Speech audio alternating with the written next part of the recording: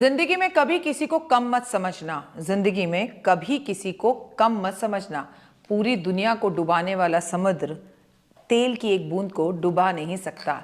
नमस्कार, सुस्वागतम, वेलकम, अभिनंदन। मैं हूं आपके साथ आपकी अपनी होस्ट दोस्त डॉक्टर वायरा की। आपका स्वागत अभिनंदन करती हूं आपके मेरे माता रानी के इस खूबसूरत से यूट्यूब चैनल पर। कैसा है मेरा ये संसार? दिन दुगनी रात चौगनी, आप तरक्की करें। चैत्र मास के महीने में क्या करें क्या ना करें। चैत्र मास का महीना कोई छोटा मोटा महीना नहीं है। हिंदू पंचांग के अंदर ये हमारे साल का पहला महीना है, यानी कि हमारा नव वर्ष चैत्र मास के महीने से शुरू होता है और इस दिन होता है पहला नवरात्रा। तो सबसे पहले आप सभी को wish you a very very happy new year. चैत्र मास का महीना हिंदू कैलेंडर का पहला महीना, इसमें क्या करें क्या ना करें, मतलब शुरुआत ही साल के पंचांग की ऐसे करें कि हुए। जी हाँ, हम अपने यूट्यूब परिवार, अपने संसार का बहुत बहुत हार्दिक स्वागत अभिनंदन करते हैं। आइए जानते हैं चैत्र के इस पावन महीने में क्या करें और क्या ना करें।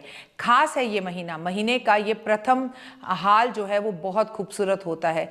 फसलें तैयार होती हैं, भरे हुए नए अन्न भंडार होते हैं और माँ की जय जयकार होती है। माँ भगवती के साथ नव वर्ष की शुरुआत होती है। आइए चैत्र मास के इस पावन और खास महीने की कुछ खास बातें आपके साथ शुरू करूं, लेकिन सबसे पहले आप सभी को नव वर्ष की हार्दिक शुभकामनाएं।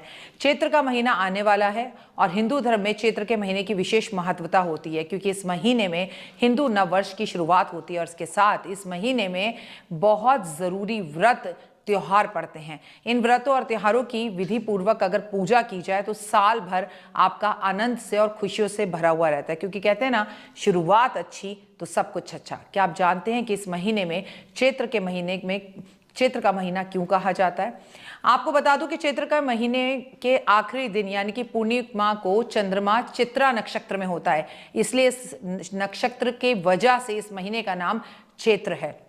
इस महीने में भक्ति संयम पूरी तरह से करना चाहिए। कहा जाता है इस वर्ष की शुरुआत तो माता रानी के नवरात्रों से होती है, क्योंकि मैं आपको बता दूं कई खास व्रत होते हैं। महीना बसंत ऋतु के द्वारा नाता रखता है, इसलिए इस महीने में खाने पीने में ज़बरदस्त बदलाव आता है। हम सर्दी की तरफ से गर्मी की तरफ जा रहे होते हैं और प्रकृति में एक नया उत्साह, नई उमंग दिखाई देती है। आपको बता दूं कि चैत्र का महीना इस बार 26 मार्च से शुरू होकर 23 अप्रैल तक रहने वाला है। ओए होए, इस महीने में शास्त्रों में बहुत बड़ी महिमा कही गई है, क्योंकि इस महीने में भगवान विष्णु का दशा अवतार से पहले मत्स्य अवतार को लेकर प्रलय काल में जल में मनु की नौका को सुरक्षित जगह पर पहुंचाया था। प्रलय काल खत्म होने से मनु से नई सृष्टि की शुरुआत हुई थी, इसलिए सनातन धर्म में इसे नई शुरुआत का महीना भी कहा जाता है। सनातन काल की अगर गणना की जाए तो चैत्र महीना शुक्ल पक्ष की पहली तिथि ही नव वर्ष के शुभ आरंभ के साथ मनाई जाती है, क्योंकि ब्रह्मा और नारद पुराण के अनुसार इस दिन ब्रह्मा जी ने सृष्टि की रचना की थी और सृष्टि की रचना के दो अब साल बाद सम्राट विक्रमादित्य का नया संवत जो था वो चला था। इस दिन की शुरुआत से सृष्टि बनी थी और ब्रह्मा जी ने इस पूरी सृष्टि को बनाने के लिए सबसे पहले सृष्टि में जो चीज डाली थी वो जौ डाले थे। इसीलिए हम माता रानी के जौ बीज के नव वर्ष की शुरुआत करते हैं। ब्रह्म पुराण की तिथि के अनुसार ऐसा कहा जाता है कि संवत की पूजा करने से विधित बताई गई है। तिथि, पर्व और ग्रंथ तैयार किए जाते हैं। निर्णय सिंधु के अनुसार ऐसा भी कहा जाता है। धर्म सिंधु के अनुसार इन तिथियों को पूर्ण दही कहा गया है। कहा जाता है इन तिथियों पर अगर आप किसी भी नए चीज़ की शुरुआत करते हैं तो वो बहुत अच्छा रहता है। कहा जाता है कि इसी दिन से सतयुग की भी शुरुआत हुई थी। हम अपने नव वर्ष पर नया साल मनाते हैं। जब आप 1 जनवरी को चिल्ला चिल्लाकर दुनिया को नव वर्ष बोलते हैं, उससे ये महीना हमारे हिंदू पंचांग का नववर्ष है। चैत्र महीने में सूर्य अपनी उच्च राशि यानी कि मेष राशि में प्रवेश करता है और फिर सूर्य का हर महीने राशि परिवर्तन का क्रम शुरू होता है, जो कि मीन राशि पे जाके खत्म होता है और मेष राशि से शुरू होता है। इसीलिए इसे हम अपना नववर्ष कहते हैं। होली के अगले दिन चैत्र मास का महीना लग जाता है, लेकिन हिंदू नववर्ष के महीने के 15 दिन बीतने के बाद शुरू होता है। चैत्र मास के पहले 15 दिनों की गिनती नए साल में नहीं होती, क्योंकि इन दोनों चंद्रमाओं में अंधेरे यानी कि अमावस्या की तरफ बढ़ता है। इन 15 दिनों में चंद्रमा लगातार घटता है और अंधेरा बढ़ता है। सनातन धर्म में कहा जाता है तमसो माँ ज्योति गमे, अंधेरे से उजाले की तरफ जाने को ही नव वर्ष कहा जाता है। इसीलिए मैं आपको अभी से फिर से कहती हूँ कि चैत्र मास का महीना आपके और हमारे जीवन में बहुत महत्व रखता है। एक अलग ही रौनक होती है इस महीने में। एक तो हम चारों तरफ से खिलखिलाती प्रकृति का आनंद लेते हैं, चारों तरफ से मौसम बड़ा खूबसूरत होता है, प्यारे प्यारे फूल खिलते हैं, प्रकृति अपने अलग रूप में नजर आती है। इस महीने में हिंदू नव वर्ष की शुरुआत होती है और ओए होए मेरी माता रानी नव दुर्गा से जिस वर्ष की शुरुआत हो, जब हर वर्ष की शुरुआत हो तो सेहत की दृष्टि से बहुत खास हो जाता है।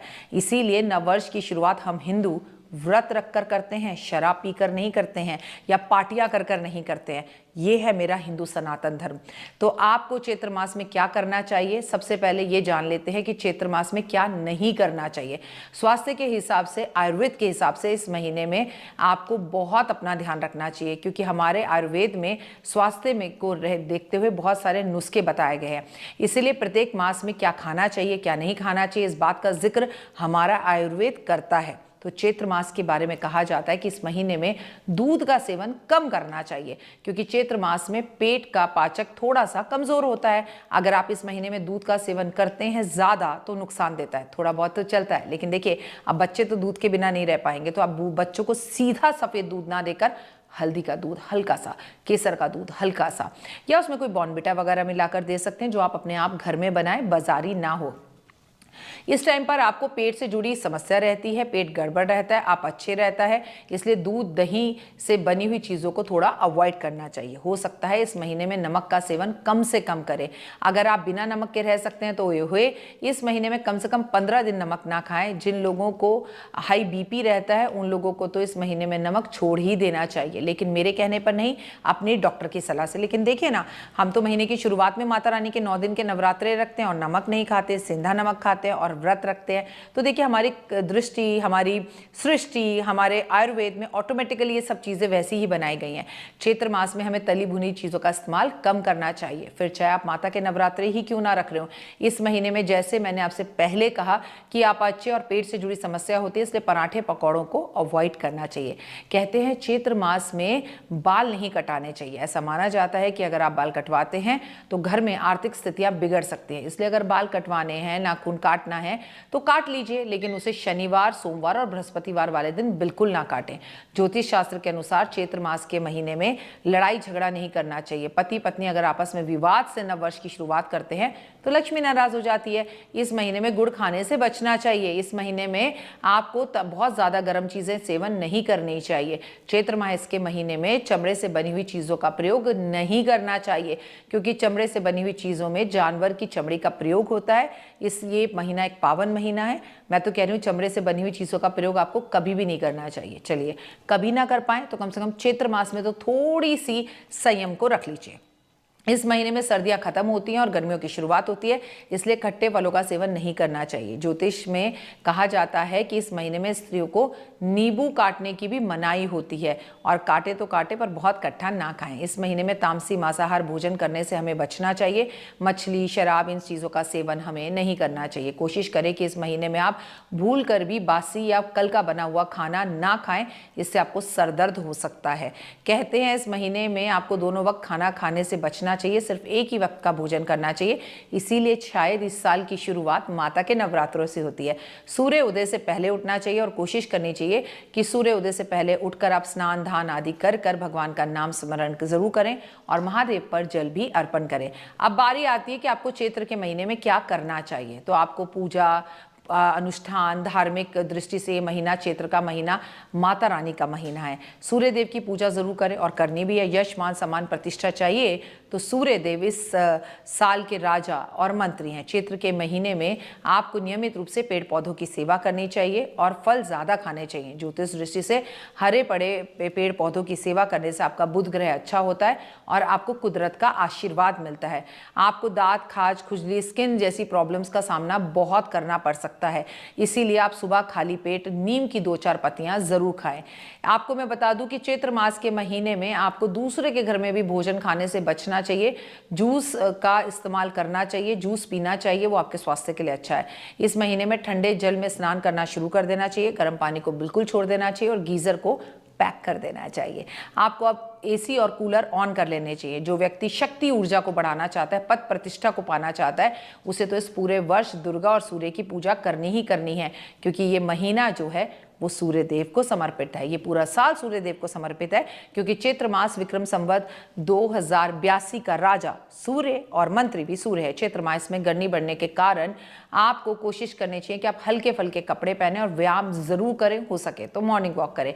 इस बात का भी ध्यान रखना चाहिए कि प्रभु में आपकी दृष्टि लगनी चाहिए, नई ऊर्जा नई उमंग आप में रहती है, आपका मन बहुत अच्छा रहता है, बिगड़े हुए रिश्ते सही होते हैं। लेकिन क्या आपको पता है कि विक्रम संवत 2082 के अंदर सबसे ज्यादा समस्या रहेगी सर दर्द की, सर के ऑपरेशन की, आंखों से जुड़ी हुई समस्या की, आंखों में एलर्जी की और हड्डियों से जुड़ी हुई परेशानियों की। तो प्लीज विटामिन डी भी टाइम पर खाएं। फिलहाल दीजिए इजाजत, नमस्कार, जय माता दी। आपका दिन शुभ और मंगल में हो और अभी तक आपने मुझे लाइक सब्सक्राइब शेयर नहीं किया तो ये हुए कर लीजिए। जय माता दी।